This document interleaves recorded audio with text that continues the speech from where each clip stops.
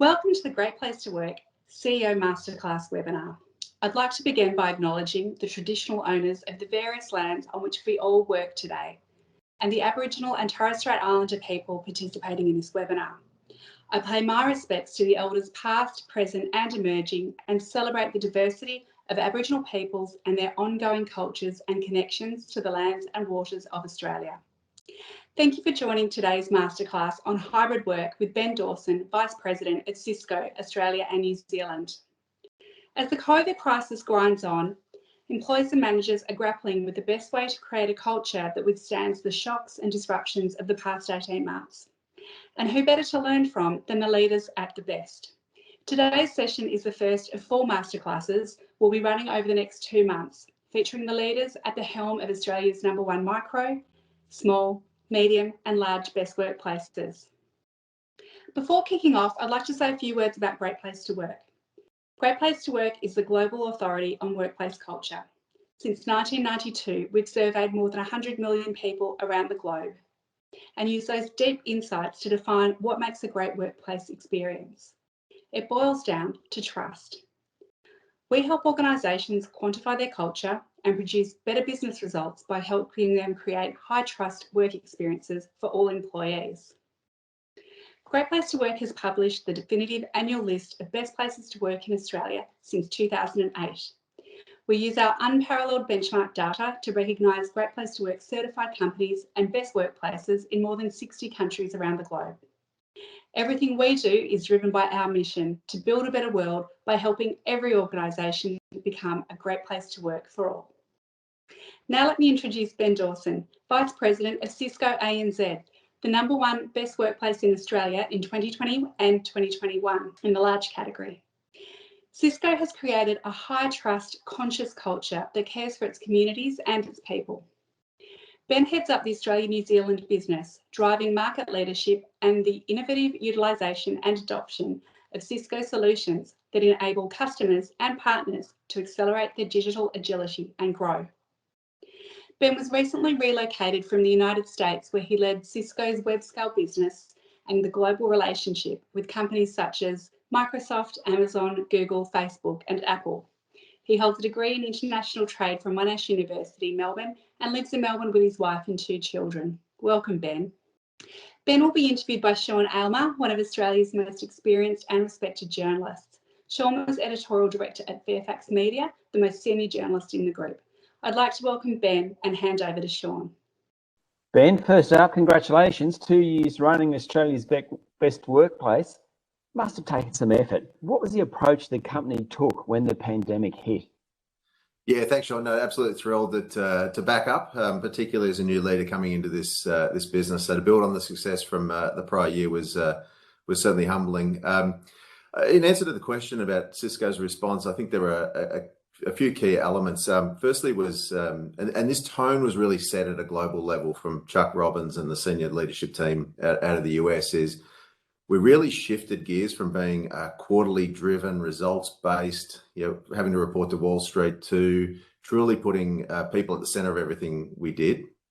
And we shifted focus to their health initially, their financial stability, being flexible about the needs they had at home, as well as their mental well-being. So I think that was an important aspect.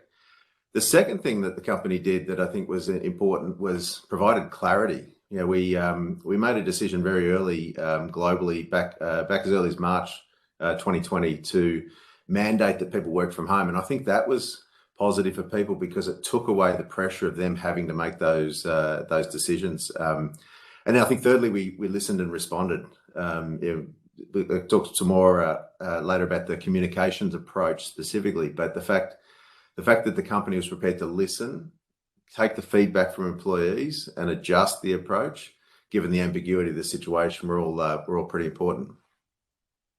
So let's stay on that communication piece though for the moment. Initially, how did you communicate the changes? It's really interesting that you said up front, you took the decision out of the employees' hands about where they could work. And I know a lot of people really struggled with that up front. Yes. They didn't want to look like they weren't coming into the office. How did you communicate things initially? And then as it evolved, how did that communication change?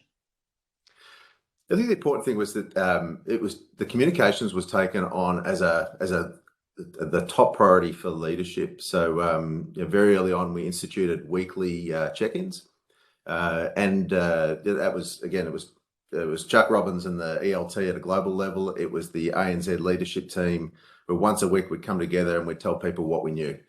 Importantly, that was two-way communication as well. So there was real-time ability for people to pose questions or provide feedback, and so we could adjust. In terms of the content of that conversation, had to evolve. Initially, if you cast your mind back, we knew very little about what was really going on and how to respond. So, and we were quite open about that, but we brought the best people we could to the table. So initially, that was epidemiologists, it was health professionals to advise people on what we knew and how to take the best steps for their health at the time. And over time, we saw that need evolve. So it started to move into more mental health, and then it evolved into advice on how to build some balance in this environment. How to build structure into your work life and into your home life to ensure you had some balance. So I think that as the content evolved, but the spirit of communicating often and communicating openly and transparently about what we knew and didn't know was important. Was it tough to keep employees engaged through that period? Yeah, this was a real concern. Certainly for me personally, is we had a very tight culture in many teams at Cisco and Cisco as a whole, and of course the office played a really big role in that. So that was certainly a concern. Amazing to see how people responded, though. They really got on with it first and foremost. In terms of what we brought to the table to help facilitate that, we leveraged firstly the cultural underpinnings around empowerment and employee choice. So we gave people the space to do what they needed, but we also supported that formally. We had programs like Time to Give, which is a paid time off initiative to allow people to do what they needed to do in their communities, as well as emergency time off, as well as creating some charitable opportunities. And what we found from that is people really wanted to respond, really wanted to be a positive part of the pandemic response.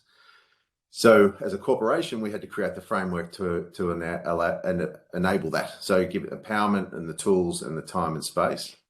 But people could then make the choice on how the best they could impact. And we saw some great initiatives. One example is we had a number of employees go into Cisco offices and basically repackage the technology that we weren't making use of at the time, like video endpoints.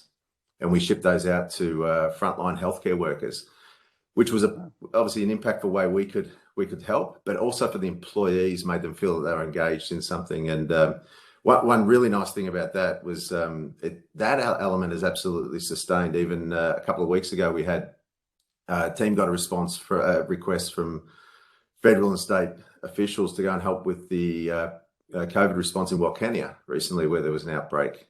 And within 8 hours, we had a convoy of cars carrying equipment and engineers, and managed to stand up the network capacity that the local town required there.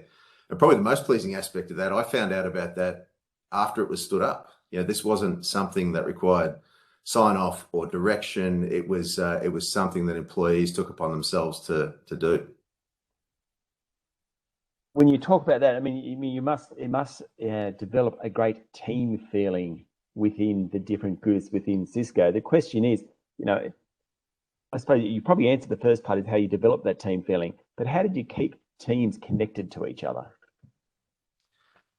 Yeah, there's the communications piece, and I think in creating the space that we touched on already. I think the other thing that's proven to be really important is that sense of higher purpose, that sense of we're all here to contribute to something beyond our day job. And for us personally, we use a framework called our Country Impact Plan, and that really lays out areas where Cisco feels we can impact the broader economy and society. And it creates a rallying point where people can come together as a team. And that might be helping out in education. It might be helping out in skills development. It might be helping out in the pandemic response. But it provides a bit of a platform where people can rally around certain things. 18 months in, we've been in this WebEx world now for 18 months. What's better virtually and what's not better virtually? So better. I don't miss the commute, I've got to say. So I think that I'm with you. yeah, that 45 minutes each day, each way, might not sound like a lot, but I think it's given people a much stronger sense of a connection with family. You know, the ability to spend more time with the kids in the morning and the like is a good aspect. And certainly what I've seen from that is I think it's evolved people's mindset that we used to build our personal lives around our work context. I've seen a flip there. Now work is built around the family context. And for us, we've had to make some adjustments there. We've the notion of the 8 a.m. Monday morning start of week meeting doesn't work because people are dealing with homeschooling or various other activities. So I think that's a positive out of it. The other is frankly productivity. Yeah, we've seen on the transactional side of our business, the transactional work that people have to do, they tend to be much more effective when they're working from home. Creates some challenges in some of the other areas around innovation and strategy. You really want to be in front of a whiteboard doing those things in a group setting, but certainly the productivity has been a positive improvement. Okay, so I mean, you gave the example of Will Kenyu in Western New South Wales and the fact that you were unaware of it until it was happening, right? Which means that there'd been a devolution of decision making down, which I think we all aspire to. But how has the relationship between employees and managers changed, do you think? Yeah, I would say aspects of that were always there in Cisco, and this is what allowed us to respond and really run the business and focus on what was important because of the underpinnings of our culture of being that notion of empowerment and employee choice. So that's an important fabric that we have, and you see, and I guess that's part of why we've won Great Place to Work 2 years in a row in very different contexts. You think about the macro environment because some of those things are consistent throughout. One thing I've seen though is the role of the first line managers has never been more important. Yeah, I think as an executive team, it was our job really to set the context and provide people space. But the needs of a early in career single person in Perth who was able to operate in a largely normal environment were very, very different to the needs of a single mother in Sydney during the lockdowns. So, and that ability for first line managers to feel empowered to make the decisions that suited them and their teams in the local context was absolutely critical. One of the other things that remains a challenge is that as we bring new people into this business, this idea that you might be in a team for 6, 9, 12 months and never physically met with your teammates or managers is a challenge. And we certainly don't have all the answers on that. But again, I think it comes down to communicating openly and frequently in those circumstances. Sam mentioned it in her introduction, trust. It must be such a critical part of the whole process. Yeah, absolutely. And my view on that is trust first and deal with deviations from that. And I think we're lucky at Cisco. We have that environment where we do trust our employees. My greatest challenge, frankly, as a leader is getting people to down tools. I don't have a problem with people not doing their bit. I don't have a problem with people not working hard and not being focused on customers and their teammates. The bigger challenge is getting them to down tools at 5 o'clock on a Friday night and take time out for themselves. So I think that, again, that foundation trust is difficult to build when you're not in person. But we had that as we went into the pandemic and we're able to leverage it. I think one of the great things that Cisco did, and it's a benefit of being a larger company, you mentioned that you brought in experts right up front. You also worked hard around mental health challenges for staff. Yeah. This we certainly did, and I think again the tone is set from the top, and this was something that Chuck Robbins, our global CEO, and Fran Katsoudas, who runs people communities globally, took very, very seriously. And I think the simple fact that Chuck, here's a man who runs a 140,000 person organization on a global basis. And I think, we expect at times has all the answers, was prepared to turn up and be vulnerable in front of the team. Talk about the fact that there was an awareness that mental health challenges were going to be even more pronounced in this environment than normal, and really shone a light on it. And I think what it did for the rest of us, and we perpetuated this through ANZ, was we made it okay for people to have that conversation. And then a really interesting thing happened, and again, I think it's always been a part of our culture, is the peering that went on. You know, it happens at all levels. We'll have people, we'll reach out to their friends, we'll reach out to colleagues, we'll reach out to people in other teams just to check in. You know, and we're reminded of this in the last few days with the "Are you okay?" focus, and really just asking that question and scratching it. And because obviously when you're in an office environment, it's easier to spot if people are having issues, more difficult in this environment. So the fact that there's a grassroots movement here where people genuinely take an interest and care factor in ensuring their colleagues are feeling okay is important. Do you think Cisco has evolved such that it will never go back to where it was, and all these benefits that have actually come out of such a dreadful time that COVID has been, you know, that you'll be able to grab hold of them and run with them? Obviously, some will fall away, but I think it's almost shown the best of humanity in some ways, and certainly best in workplaces. Yeah, I'm actually excited about some of the aspects of this that will remain. There's no doubt hybrid work is here to stay. Yeah, and I think it's really moved from hybrid work was often, I think, something that was seen as a second tier or less impactful way to work. It's now become a core part of how we work. You know, certainly our internal studies suggest that going forward, 98% of all meetings will contain a remote participant, and about 85% of our people now want to be able to work from home 8 or more days a month. So that aspect will absolutely remain. People are hungry to get back to the office. People are desperate to spend more time with colleagues, and I think that's that sense of disempowerment, because in many cases we can't do that today. So there's certainly a desire to do that, but hybrid's here to stay for sure. I think the other really fun aspect is we just know more about each other, and that we're blurring the line between that person. I mean, everyone's been in those meetings where you've seen the family cat or the kid on the lap in a meeting, and I for one just feel like I've got a much better insight into who people are outside the office, and I really hope that element of it sustains as well. Then sometimes that's good, sometimes not so good, I'd say. Tell me, how important is it to you and your team to be named Australia's best workplace? I think it's absolutely thrilling. I think for the team, again, as a new leader coming back in, it's really great, because it says that there's something in the fabric of this organisation that transcends leadership. I think it's validation for people on that how they feel about this company is reflected in the results.